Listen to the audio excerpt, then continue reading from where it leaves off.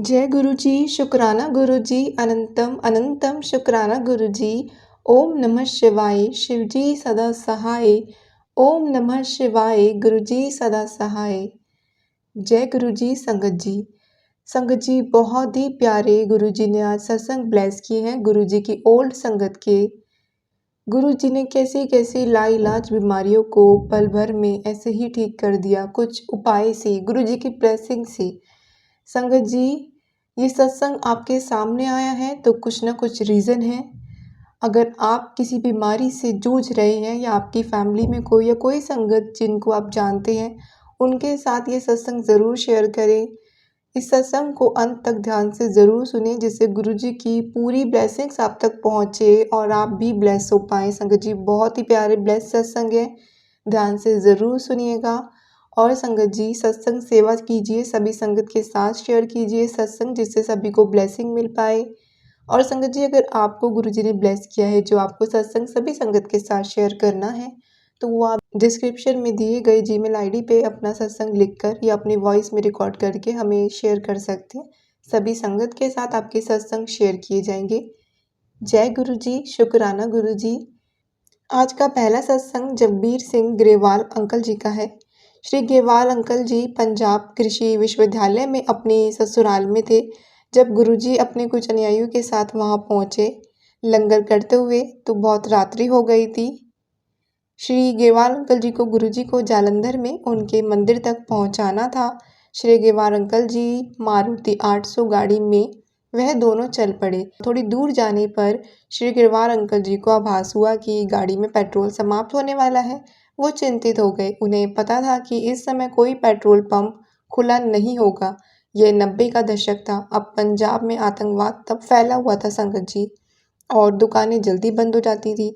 Shri Grewal uncle जी को यह भी पता था कि देर रात में पुलिस और आतंकवादी दोनों घूमते रहते हैं। उनके साथ बैठे हुए गुरुजी ने उनके मन की बात पढ़ते हुए उनको चिंता मुक्त रहने के लिए कहा। श्री ग्रेवाल अंकल जी को याद है कि गुरुजी ने कहा था कि वह चिंता क्यों कर रहे हैं, उनके पास वहां तक पहुंचने के लिए पर्याप्त ईंधन है और वह गाड़ी चलाते रहे। वह कार चलाते रहे, किंतु उन्हें पता था कि देर सबेर पेट्रोल समाप्त हो जाएगा। संगत जी लुधियाना जालंधर राजमार्ग पर मध्य दूरी पर स्थित गोराया पहुंचने पर श्री ग्रेवाल अंकल जी के मन को पुनः उन्हीं चिंताओं ने घेर लिया। गुरुजी तुरंत बोले कि वह व्यर्थ शंका कर रहे हैं, वह केवल विश्वास के साथ चलते रहें, पेट्रोल पर्याप्त है। संगत जी उनके कहने पर श्री ग्रेवाल अंकल जी को अचानक आभास हुआ कि उस गाड़ी में 4 किलोमीटर से अधिक का पेट्रोल नहीं था और वह 40 किलोमीटर आ चुकी है। तब उन्हें विश्वास हुआ कि उनकी कार पेट्रोल से नहीं अपितु दिव्य शक्ति से चल रही है। शीघ्र ही वह जालंधर में गुरुजी के मंदिर पर पहुंच गए। गुरुजी जब उतरे तो उन्होंने कहा कि वह गाड़ी तो बिना पेट्रोल के ले आए हैं, प्रातः होते ही वह पेट्रोल भरवा लें, उसके बाद कार बिना पेट्रोल के नहीं चलेगी। संगत जी श्री ग्रेवाल अंकल जी कहते हैं कि दिव्य ऊर्जा के इस अद्भुत अनुभव के पश्चात उन्होंने अपने आप को गुरुजी को समर्पित कर दिया। उन्हें विश्वास हो गया कि गुरुजी कोई साधारण पंडित या संत न होकर अति असाधारण है, वास्तव में वह सतगुरु हैं। संगत जी गुरुजी की दया अपरंपार है, वह करुणा के अपार सागर है, जिसकी कोई समानता नहीं की जा सकती है। जयपुर में लाखों ने गुरुजी का आशीर्वाद प्राप्त किया है। 1994 में गुरुजी वहां गए थे और ब्रिगेडियर मोहन सिंह, जो अब सेवानिवृत्त जनरल, उनके यहाँ महीने भर तक वे रहे थे। उनके दर्शन के लिए सैकड़ों लोग आते थे। दर्शनार्थी राजस्थान के पृथक पृथक ग्रामों से अपनी पत्नियों, बच्चों आदि के साथ बैलगाड़ियों, तांगों और अन्य नाना प्रकार की सवारियों में अपनी समस्याओं और चिंताओं को लेकर आए थे। गुरुजी अपनी संवेदनशील दृष्टि, ताम्र लोटे इत्यादि से उनको आशीष देते रहे। उनके अनुयायी, जिसमें श्री ग्रेवाल अंकल जी भी थे, दुभाषिए का काम कर रहे थे। उनको याद है कि किस प्रकार से एक पंचायत के सदस्य ने उनके पास आकर विनती करी कि क्या गुरुजी उनके गांव में पिछले 80 वर्ष से एक सूखे कुएं में फिर से जल भर सकते हैं। 3 दिन के बाद उनको अपनी विनती का उत्तर प्राप्त हो गया। संगत जी ग्रामवासी जयपुर की सड़कों पर शोर शराबे के साथ ढोल बजाते हुए और गुरु बाबा जल आ गया चिल्लाते हुए आए। गुरुजी के ने आनंदित ग्रामवासियों को कभी भी उसका जल ना बेचने का निर्देश दिया। अन्य सभी दर्शनार्थी भी लाभान्वित हुए। भले ही वह रोग या मानसिक चिंता से ग्रस्त हो या फिर पारिवारिक समस्या हो, केवल आम जनता को ही लाभ नहीं मिला। महाराजा भवानी सिंह को 4 कंधों पर उठाकर लाया गया। कुछ ही दिनों के बाद वह स्वस्थ होकर चलने लगे। संगत जी, कभी-कभी किसी भक्त का मनोरथ होता है कि गुरुजी शिव के अवतार जो आशुतोष के समान सरलता से प्रसन्न हो जाते हैं, कोई कामना पूर्ण करें। ऐसा ही कुछ श्री ग्रेवाल अंकल जी की पत्नी श्रीमती रिम्पल के साथ हुआ। गुरुजी संगसूर में संगत कर रहे थे। अचानक उन्होंने श्रीमती रिम्पल को अपने पास बुलाया और अपने हाथ में प्रकट हुए 2 हीरे उनके हाथ में दिए। वह ब्रिटेन के पाउंड में लिपटे हुए थे। आज 12 वर्ष भी उनमें से गुलाब की सुगंध आती है। गुरुजी के होने का प्रमाण संगत जी। अन्य अवसरों पर भी गुरुजी विशेष कृपा करते हैं। नववर्ष की पूर्व संध्या पर श्री ग्रेवाल अंकल जी की ससुराल में गुरुजी की संगत हो रही थी। अचानक उनके ससुर पर पुष्पों की पंखुड़ियां बरसने लगी और कुछ देर तक ऐसे ही बरसती रहीं।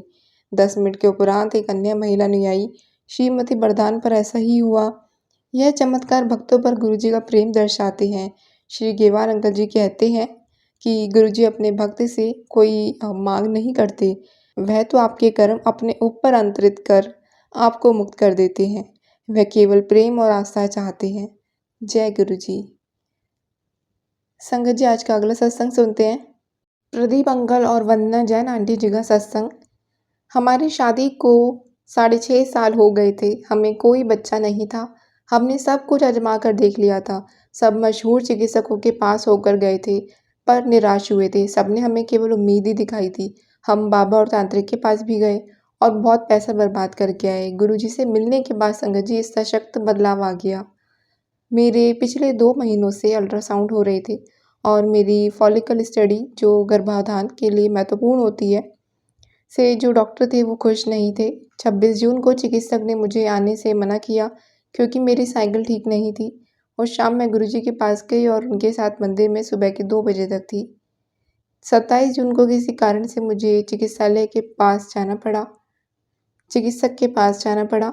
वह मेरी रिपोर्ट देखकर हैरान थे। जो फॉलिकल पहले बढ़ नहीं रहा था, अब एक अच्छी अगाड़ी का हो गया था और बिना किसी इंजेक्शन के फट गया।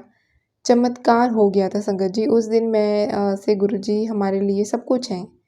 मुझे पीरियड्स नहीं हुए हैं और मैं आशा करती हूँ कि गुरुजी का आशीर्वाद हमारे साथ है, तो मुझे वो होंगे भी नहीं। मेरे पति को 5 सालों से स्लिप डिस्क की परेशानी थी संगत जी। वह ज़मीन पर नहीं बैठ पाते थे, परंतु गुरुजी के पहले दर्शन पर ही बिना किसी परेशानी के वह ज़मीन पर 4 घंटे बैठे रहे और अब उनकी यह परेशानी दूर हो गई है। उपचार के लिए गुरुजी का आशीर्वाद ही काफ़ी होता है। मेरे पिता का भी उपचार हुआ संगत जी। पिछले 35 सालों से उन्हें डायबिटीज़ थी और आज वह खुश हैं, इसके बावजूद कि गुरुजी के यहाँ वह बहुत मीठा प्रसाद खाते हैं। मैं बस इतना ही कह सकती हूँ कि गुरुजी स्वयं भगवान है, बस विश्वास रखिए। जय गुरुजी। संगत जी, आज का अगला सत्संग डॉक्टर इंदु मोहन भाटिया अंकल का हम सुनेंगे। डॉक्टर इंदु मोहन भाटिया अमृतसर के एक समृद्ध व्यापारिक परिवार से हैं। उनके पिता को, जो अनेक बार अमृतसर नगर महापालिका के मेयर रह चुके हैं, निम्न वर्गीय सेवा में लगे रहते थे। उनके पुत्र की भी यही रुचि रही है। इसी परंपरा के कारण उन्होंने डॉक्टर बनने का निर्णय लिया। राजकीय चिकित्सा महाविद्यालय अमृतसर से 1962 में MBBS की परीक्षा पास करने के 4 वर्ष बाद 30 वर्ष की आयु में उन्होंने एम्स में मास्टर ऑफ सर्जरी की। उनकी स्पेशलिटी की थी ऑक्यूलर ट्रोमा और आगे जाकर वे एम्स में इसी विभाग के हेड बन गए। संगत जी, स्वाभाविक है कि डॉक्टर ने अपने व्यवसाय से संबंधित विज्ञान को गहराई से अपनाया। आधुनिक युग के इस ज्ञान की पद्धतियों में ने उनकी जो अटूट आस्था रही है। 2002 में कुछ ऐसी घटना घटी जिसने उनके समस्त ज्ञान को पूरी तरह से झंझोड़ कर रख दिया।